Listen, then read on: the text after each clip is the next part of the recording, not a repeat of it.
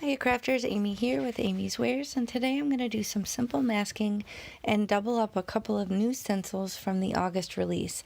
These are from the August release at a Colorful Life Designs. I have two sets of Marvelous Mask Grand Arch and the Webby Mask stencil to show you today, though I am just going to be using one of those sets of the Grand Arch.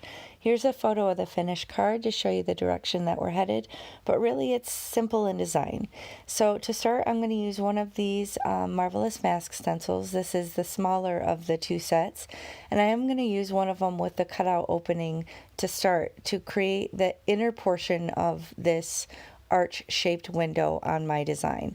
So I'm figuring out where in the lower right corner I want to place this, and then I'm just going to simply hold it down with my magnets and do some simple ink blending on the opening of this stencil. So I have some residual blue ink here. I'm just coming in with my blending brush. I'm going heavier handed on the right side of the arch and lighter handed as I move towards the left, but I am filling in that full opening. And I will come in with an even darker color just to kind of really amp up that right side of the arch, because I want it to look like the shadow is on the right side. So here I have this purple color actually just to really deepen it, and then I'm going to go back over with my blue and kind of blend that together. And that's going to finish that portion of the blending. Now I'm going to use Pixie Spray in the inner portion of that same stencil, and I'm going to cover up what I just ink blended.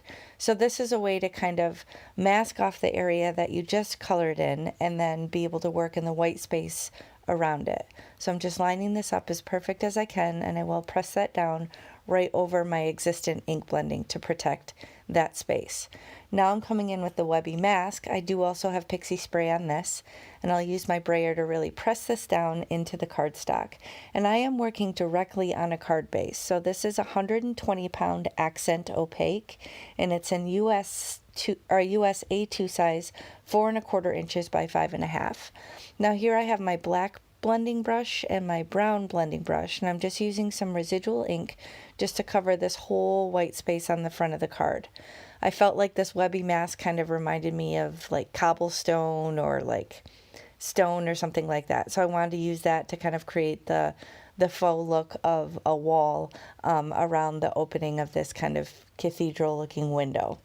So I'm just going over heavier handed in spots, lighter handed in others. I don't want it to be too uniform and equal. I want to have darker and lighter spots throughout. So here I'm just going to pull this back and reveal this awesome design all around the card. Now I do want to tone down the white a little bit, so I'm just going to do more ink blending over top the white lines, but you'll still see that definition clearly when you're done. And then all I need to do is just peel back the mask of the window, and then it's going to reveal the nice rich blue of the ink blending underneath. So this is one of my favorite ways to use these Marvelous Masks. There is actually a whole collection of these in the shop in all different shapes and sizes. So you'll have kind of traditional, squares and circles and things like that, but there's a lot of really unique, fun designs as well.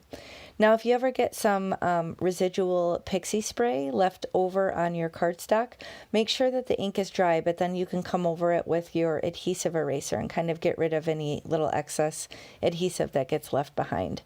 Now here I decide to shop my critter book. I do have a sentiment book with die cut sentiments. I have a sentiment strip book with sentiment strips, and then this is my storage solution for my die cut critters. So these are critters that were already stamped and colored out, and then die cut or fussy cut, and I'm just figuring out which direction I want to take this. Originally I was thinking that little knight and a dragon might be fun because it looked a little bit like a castle, but then once I flipped through and saw this dog stamp, I knew that it had to be that dog sitting in the window.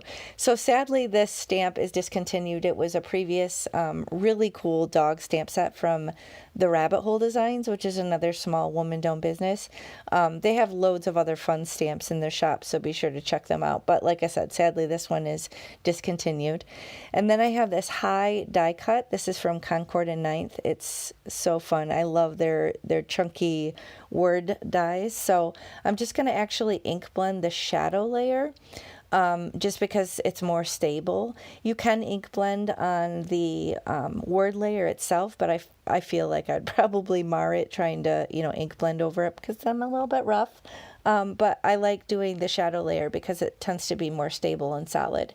And I'm just going to use those same residual inks that I used on the inside of the arch window just to make sure it matches perfectly. And then the white letters will pop off perfectly on top of it. So I'm just going to wipe off my work surface.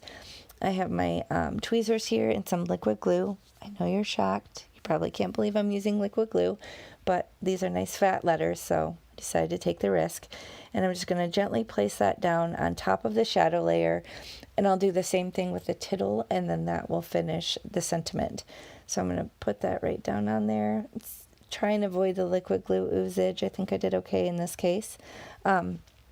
And then I'll just basically apply all the pieces parts and put them together to finish the composition here. So here I've got those attached down, or I'm going to attach them down rather. I have these little thin foam strips. I get these from Amazon. These work perfectly behind sentiment strips. You can see I just removed the backer and then I just kind of laid it down along laid it down along the curve at the bottom of the dog. And I'm just going to kind of fill in some space here just to give it some dimension and help the dog pop off the card and really look like it's sitting just outside that arch window opening. So these are really super cheap. I get them from Amazon. I think you get like 500 for less than $10. I've been using them for months and months now and still haven't even gotten through a package. So definitely a good price point. I will link that and all the other products that I used in the video description box below if you expand and scroll down. And if you do use any of those links, it will be no additional cost to you, but I might make a small commission. So it's really a good way to help your favorite YouTubers or your crafters is by following their affiliate links, because it does help support them and their channels, including me. It does help me out a lot. So here I'm just removing the backer. I'm using the same little foam strips for the high, and so both the dog and the high will be popped up at the same equal dimension. But otherwise, other than that, that's the only dimension on the card. It's just directly on the card base that I did the ink blending, so there's no bulk or extra layers that we're dealing with here. So here I have my liquid glue again, and I have my resin droplets. Again, I have these from Amazon here, and they're all different sizes, so they're really fun. They go with pretty much everything because they're clear and they look like water droplets. So I'm using my jewel picker to just place a smattering of those in odd numbers across the composition, and that's going to finish the card. So really simple. I was able to pull together some pre-batched items from my different storage folders, and this card came together really quickly. So be sure to check out the rest of the August release. There are loads of awesome stencils this month, and use my coupon AmyFan10 and you'll save on your complete order. So thanks so much for watching. I'll check you next time. Bye.